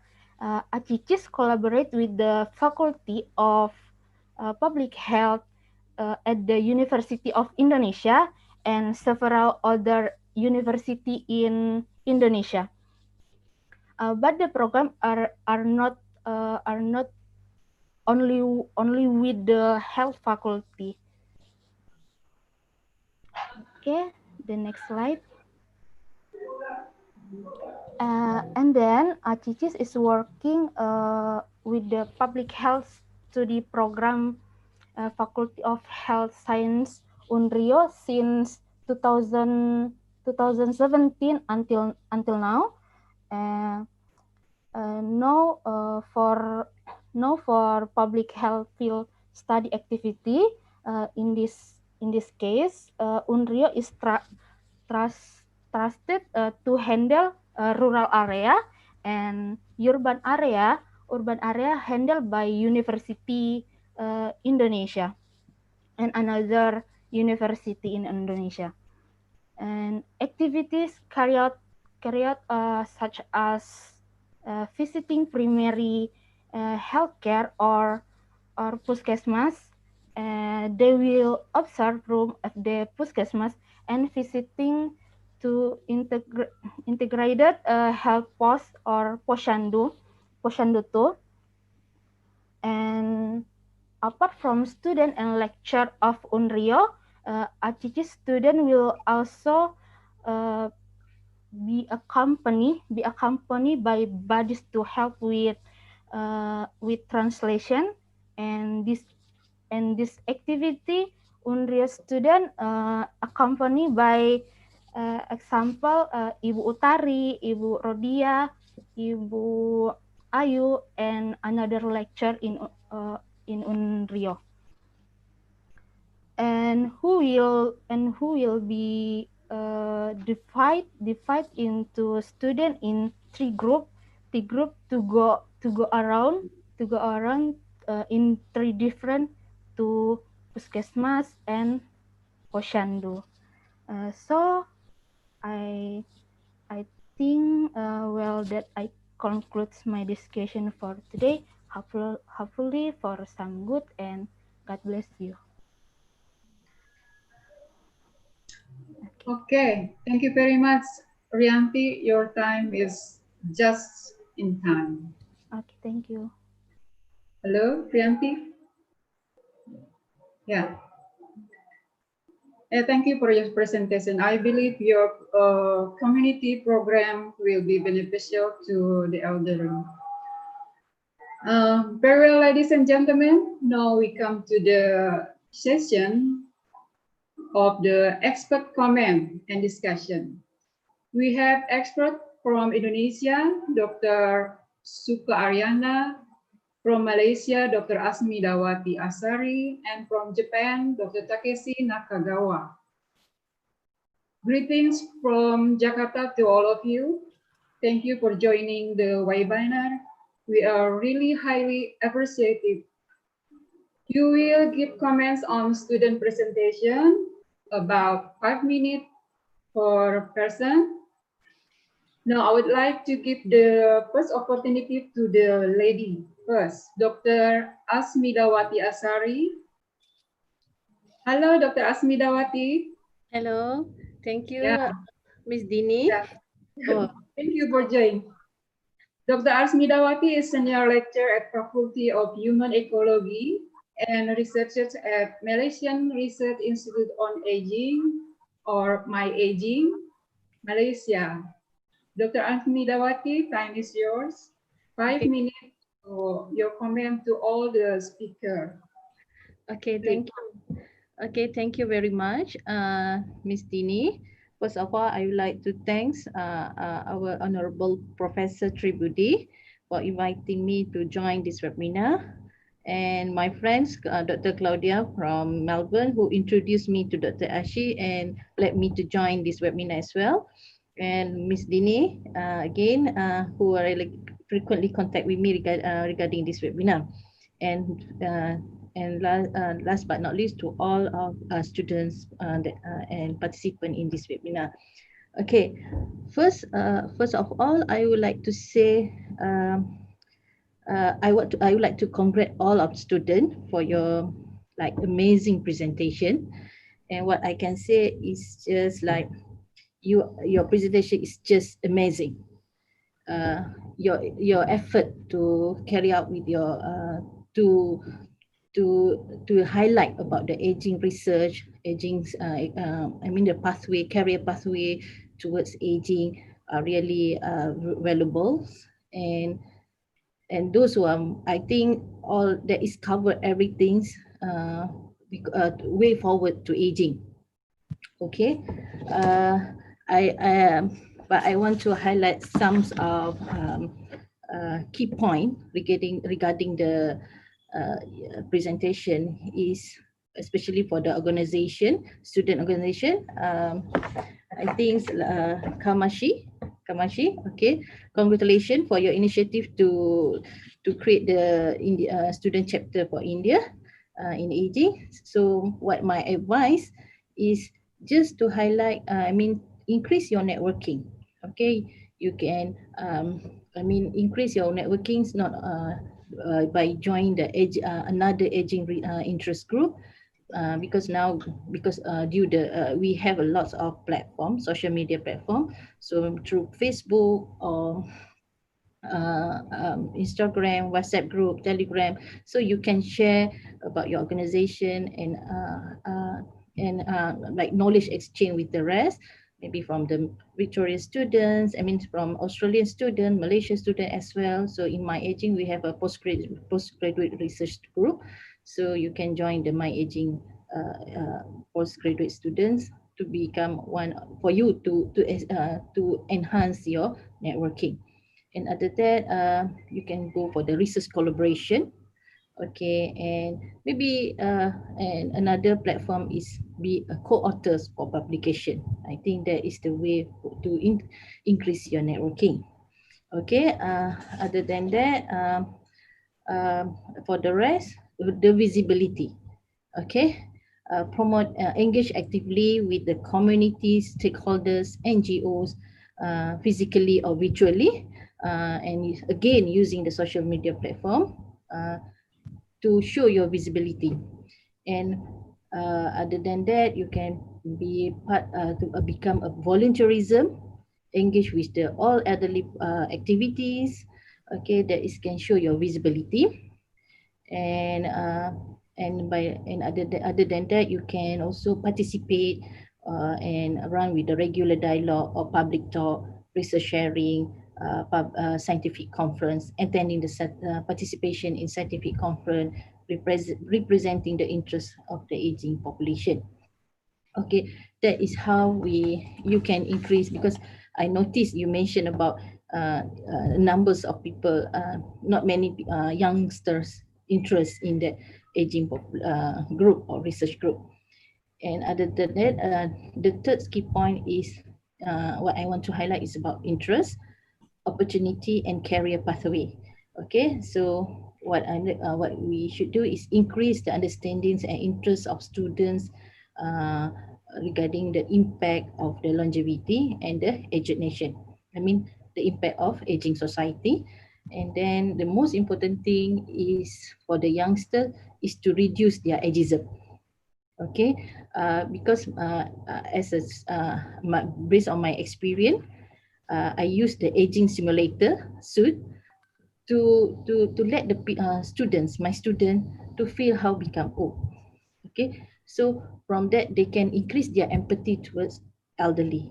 So I use the aging simulation, and then it's like game innovation towards aging simulation game, just to reduce the ageism. Okay, other than that, the way forward is the action plan towards educational and gerontology based curriculum. So in Malaysia, we also have geriatric and gerontology education that we teach in the what we call secondary school, especially those students who in the line of vocational. So we teach them, they have a special curriculum for the student to take the gerontology course. Okay, so for now we have three schools in Malaysia already established this gerontology course for the we started 2006. It's about 14 years ago. So, and the other one is strengthen the intergenerational relationship. Okay, so especially Malaysia will we celebrate older person, National Older Person Day this October.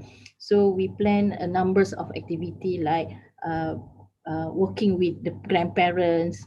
Okay, storytelling, pictures like I think one of the student I think has shared about the innovation or initiative towards promoting the aging.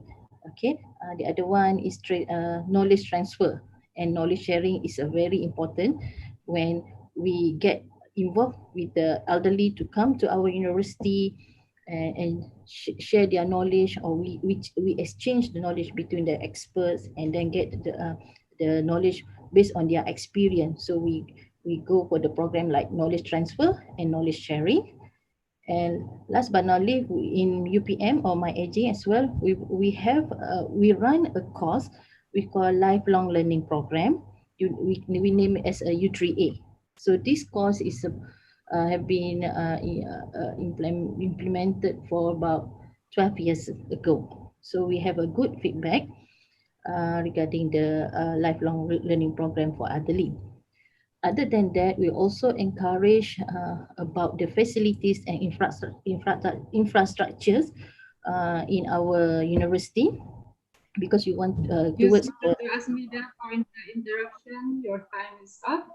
Okay, yeah, that's about what my opinion and comments regarding that one. So thank you very much, Ms. Dini. Thank you very much, Dr. Asmidawati Asari. I believe your comment very valuable for all speakers. Thank you. Thank you. And the next is I invite Dr. Takeshi Nakagawa. He is a section chief of National Center for Geriatric and Gerontology, Japan. Dr. Takeshi, Hello. hello. Can you hear me? Dr. Takeshi, are you there? Yeah. Yes. Yeah, okay, Can you hear me? Yeah, please. Okay. Please your comment 5 minutes to for all speakers. Yeah. Hello, everyone. Thank you very much for inviting me in this very interesting webinar. I have only 2 comments and 1 suggestion. One is I think as Christophorus explained, what is gerontology? Gerontology is multidisciplinary area, as you may know. So it is very important, includes knowledge and experience from different disciplines. So I think if my understanding is correct, all of you guys are medical students, right? So I'm wondering how did you integrate students from other disciplines like psychology, sociology, and so on. So if possible, in future, I encourage you to integrate students from diverse disciplines. So this is first comment. And second comment is when you guys share your experience and knowledges, it is important to contextualize your knowledge and experience. So for example, I'm from Japan and you are from Indonesia, India, Singapore, or Taiwan, from different countries. And each country has a specific context. For example, the population structure is different, cultural values are different. So when we share our own experience and knowledges, it's really important to what is the unique characteristics of each cultural context. So the last suggestion is in 2023, 3 years later, the Japanese Society of Gerontology will hold international conferences of Asia, Oceania regional conference in Yokohama. So if you like, I encourage you to come to Japan and share your experience. And I would like to share my own experience, possibly in one session or so on. So I hope we can collaborate in future. So please do contact me if you would like to hold a symposium or whatever with researchers from different countries, Japan, Indonesia, or India, and so on. So that's it. Thank you for listening. Dini, can you hear me? Okay, thank you, Dr. Takeshi Nakagawa, for your insight to all speakers. And the last is comment from the expert, Dr. Suko Ariana. Thank you. Thank you, Budini. Yeah, Good afternoon, Dr. Suko all. Ariana, let me introduce you first. Okay, Dr. Suko, geriatrician and president of Turkey Aging Society in Indonesia. Dr. Suka, time is yours. 5 minutes for your comment, please. Okay, thank you. Firstly, thank you for inviting me in this excellent webinar. And the second, I will give the highlight about the 5 presentation. This is a great presentation. The first presentation is from Susiana. Yeah, Susiana is, I think, is interesting topic about the age-friendly university, and I think in our country now is not yet spread much. So we should we should make more stronger enough to push the government also and to collaborate with the many university in Indonesia to announce that is important of the age-friendly university, because that now in our country there is the program that curriculum content of aging and the elderly problem is just in a medical problem. So we need to spread to another discipline, because it's not just the medical problem. This is a comprehensive and multidiscipline should be approached and attend about this problem to peace about the booming aging population in Indonesia. And the second about the presentation with Kamaksi and also Nikhil. Hi Nikhil, Kamashi, how are you? So it's this brilliant presentation and brilliant idea. I think that's the first experts already make a highlight. I think we need to do more. I mean that is more great idea, such as you think and you do in your country or in your group. So maybe can make collaboration also with our student in Indonesia, not just in Respati, maybe in Udayana, of course in Bali also. I mean Udayana University. So it will make what we call now the student is not too interested with the geriatric problem. So you can do and so that is the geriatric is very important, and how to make the interesting. So that's you already done it. So there is amazing program and also organization, of course. Yeah. And the third about the Christophorus Marcel, yeah, Marcel. Okay, there is a great achievement for you to do the research and publication, and congrats about your research about the exercise intervention in nursing home. I just mentioned that that is right. There is a physical exercise is important, but the important is not just by the improving the circulation, but also how to combine of the passive activity and active activity, aerobic activity, resistant activity, flexibility, and balancing.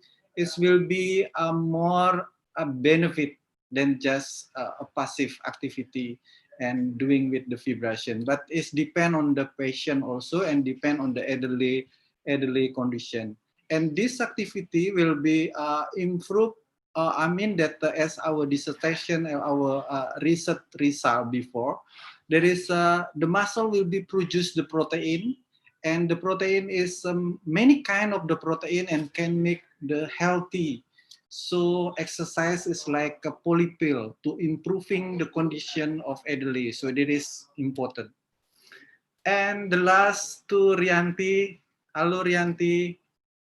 This is interesting about the Indonesia elderly friendly, yeah. What the English Indonesia Indonesia Ramah Lansia. Indonesia Ramah Lansia. Yes, sir. So it will pleasure for us if we can join as a brand of the Indonesia Ramah Lansia, yeah, to develop elderly community friendly in Bali, of course, because that as WHO program about the healthy active aging and healthy aging, we need to increasing the functional capacity in elderly is depend on how to improve the internal capacity and how to improve the environment. Environment means that is the community, the transportation, and others. So there is two field that we should promote. The internal capacity is mean just how to the nutritional state, the functional ability, the function of the impairment. I mean that the eye impairment, hearing impairment, the brain. I mean that the dementia problem, and also there is the internal capacity. we improve internal capacity and also the environment. So there is a great idea to make the Indonesia ramah lansia. Okay, thank you, Budini. That is my comment and great for all. Thank you.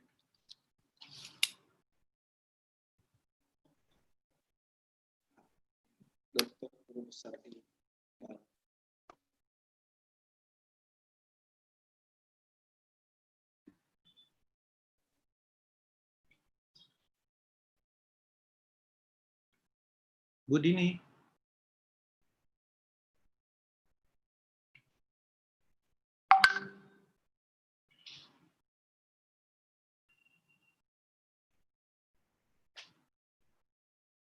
Where is moderator?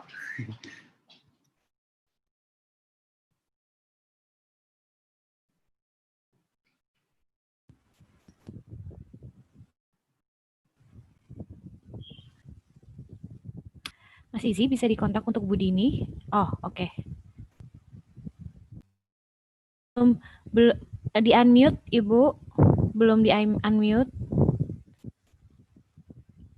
Oke, Ibu Dini menggunakan Prof. Tribudi akun.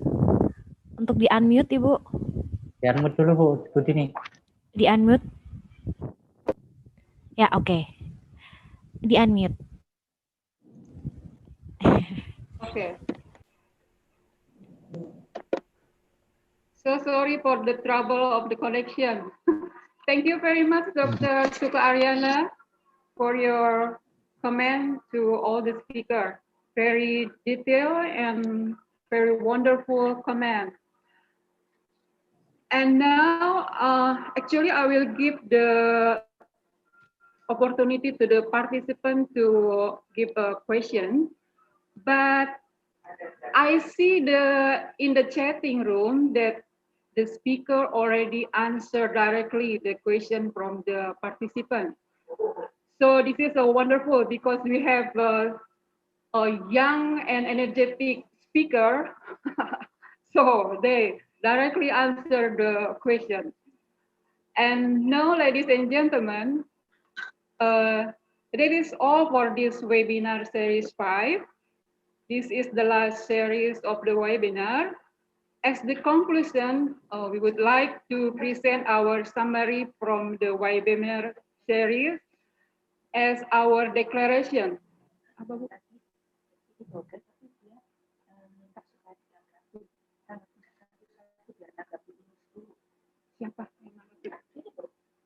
Sorry.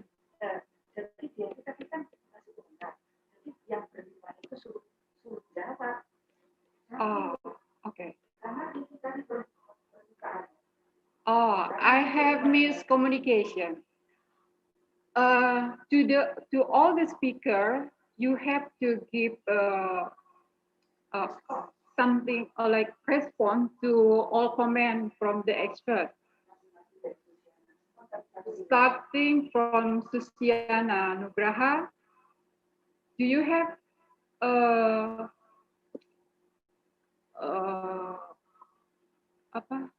comment from the expert?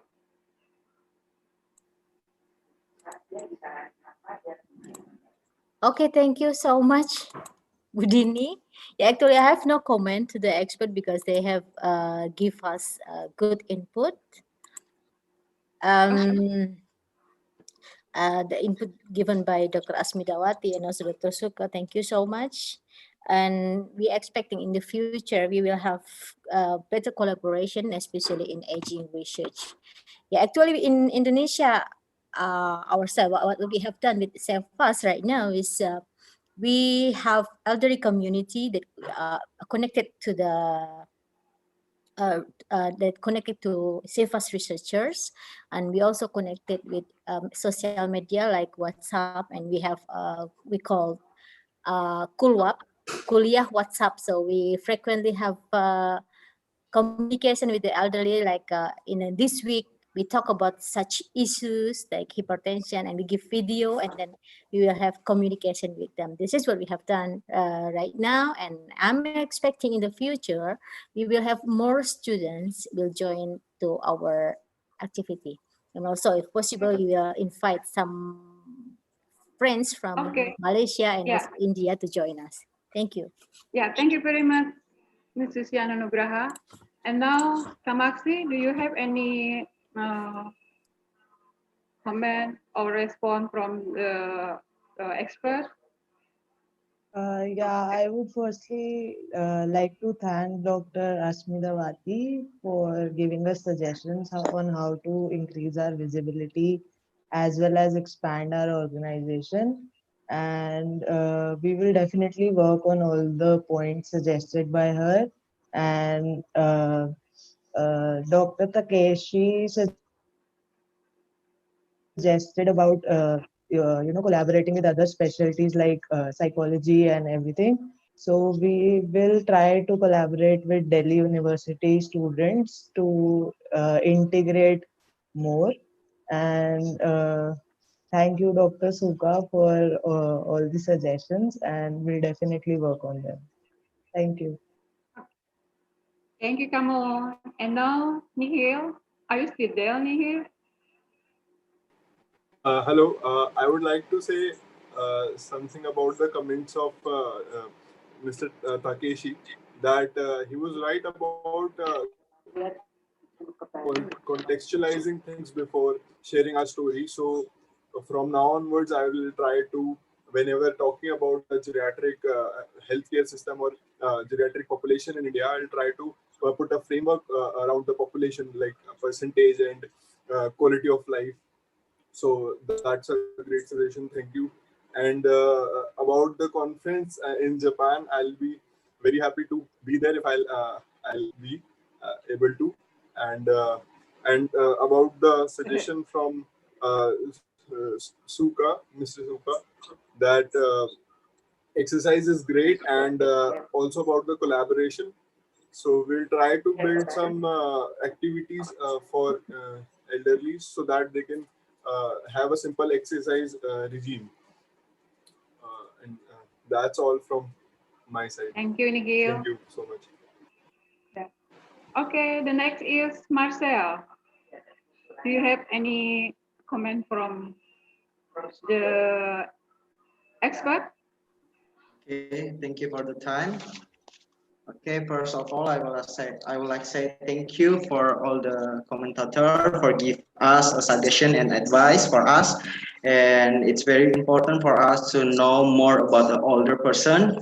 And thank you for Dr. Takashi Nakagawa for giving me a suggestion about study or a knowledge about the gerontology, why it differs from the other study, and it including like psychology, public health, policy, and social science, why it's connect for the older person, uh, why we must include all the study or all the knowledge include at the gerontology, because when we try to take care for the older people, it's connect, and we must know about all the studies about social science about the physique of older person, and about psychologies, how they think, how they feel, and about public health, how we treatment, give a treatment, a routine, daily checkup, and about healthness and wellness from the older person.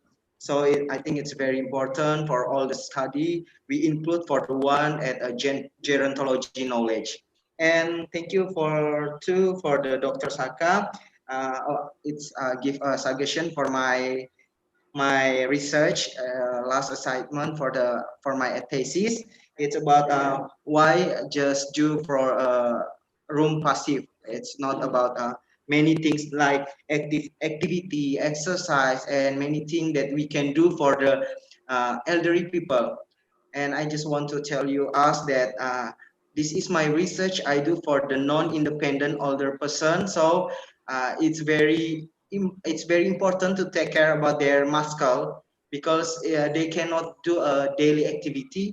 So we must be careful to give some exercise for them, because it's maybe get an impact that can do trouble for their muscle, or it's hurt them. So in this experiment, I try to give a passive room based on SOP, standard operational procedure. So it's a true way to do treatment for them, because I want to know the differences about room passive and treatment body vibration, which effectively to increase the range of motion with the older person.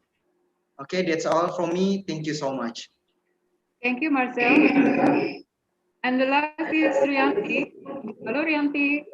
Do you have any comment from the expert? Okay, thank you, Mrs. Dini. And I would like to say thank you to all speaker, and we have done our the best today, and I'm happy to meet and share experience with the expert today and discuss about the ERL, and thank you so much to Mr. Nakagawa for this input about the caregiver in ERL, about the ERL. Thank you so much. Okay, thank you, Rianti. Now, ladies and gentlemen, as I said before, that we have a declaration from the webinar series 1 to 5. Please, Izzy, show the declaration. Please showing the declaration. Yes. This is the declaration of Age-Friendly University Development of International Webinar Series 5, Series 1 to 5. The conclusion is, as recommendation, all universities should be promoting multidisciplinary approach in gerontology to enhance age-friendly university. Second, applying 10 principles of the age-friendly university and become a member of age-friendly university global network. Third, age-friendly university need to be socialized to all universities and stakeholders. Fourth, business has no age limit from industry 3.0 to 4.0. Business value with elderly at the center of attention as provider and customer, understanding elderly as customer through customer journey approach, and the opportunities as well as the challenge for the older person. Fifth, the development of zero technology in the curriculum should be followed up by the university, and the digital aging for better life of older persons must be introduced to all aspects of gerontology. Sixth, encourage student movement and innovation on aging issues and its implementation in education, research, and community services among undergraduate and postgraduate students by utilizing digital information and social media. Seven, establishment of student chapter on aging issues in the university as well as under the professional organization in Asia. The last is advocate to the Director General of Higher Education, nationally and internationally level, in developing policy,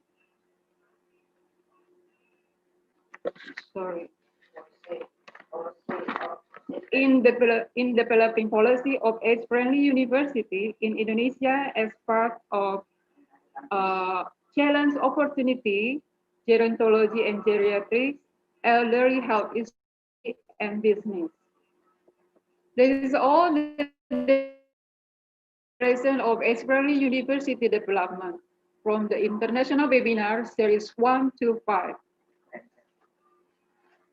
Ladies and gentlemen, finally, we come to the end of the webinar. I would like to say thank you and great appreciation to all presenters and their informative and interesting talk. To invited experts for your great comment and input, and to the audience for your active participation. Hopefully this webinar will be beneficiary for everybody. Thank you very much for your attention. Wassalamualaikum warahmatullahi wabarakatuh. Please, I will return to MC. Ms. Tia.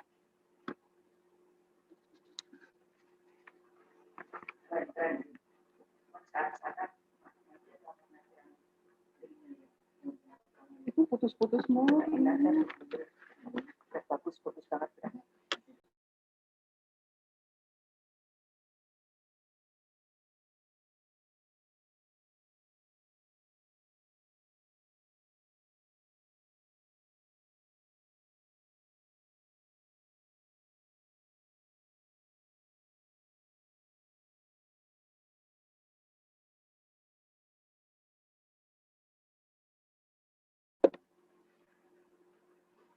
Thank you so much to all the speakers and experts. We are waiting for the Master of Ceremony. I learned a lot from all of you guys. Thank you so much.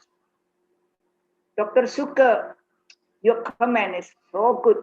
And also your recommendation to improve the research and so on.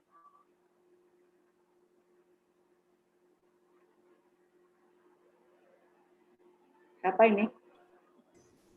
So we are going to Japan. We are going to Japan then. Dr. Takashi. Nah, okay.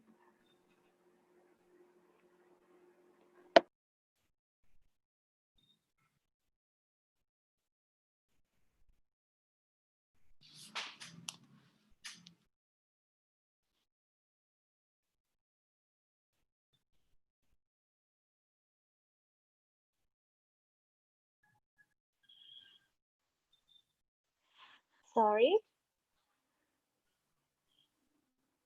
Okay. Finally, we came to the end session of the international webinar. Thank you to all speakers, expert, moderator, Respati Foundation, academician, college for the great support and for all the participants. To close the program, let's recite Hamdalah together. Alhamdulillahirabbil alamin. Finally, from the deepest of my heart, I do apologize for my mistakes in presenting this event and also all the committee. Thank you very much for participating in today's webinar. We hope to see you again next time. Wassalamualaikum warahmatullahi wabarakatuh. Maybe we will take a photo session. Take a picture. Ya, Mas Izzy. Dia, Mas Izzy atau Mas Riki diberi aba-aba?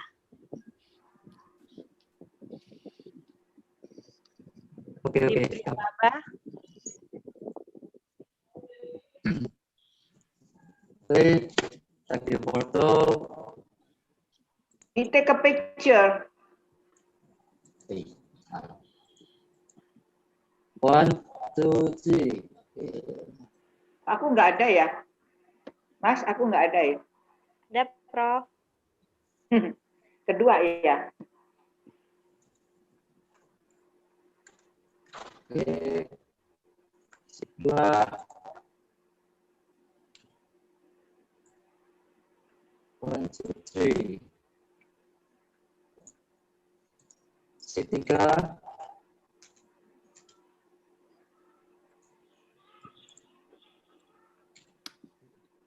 Aku nggak kelihatan, Mas. Empat.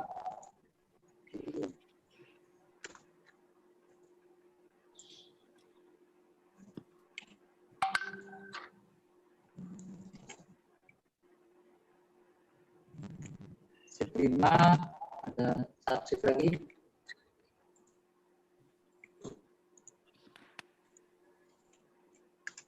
Oke. Done. Okay. Done. Okay. Thank you. Thank you, very everybody. much. Thank you. Thank you, Prof. Tri. Thank you, the MC. Very, very professional MC. Goodbye and see you again next time. Thank you so much. Bye-bye. Thank you, everyone. Thank you so much. Bye, Nikki. Bye, Thank everyone. you. Bye, Tri. Okay, see you in Bali, right? Thank you.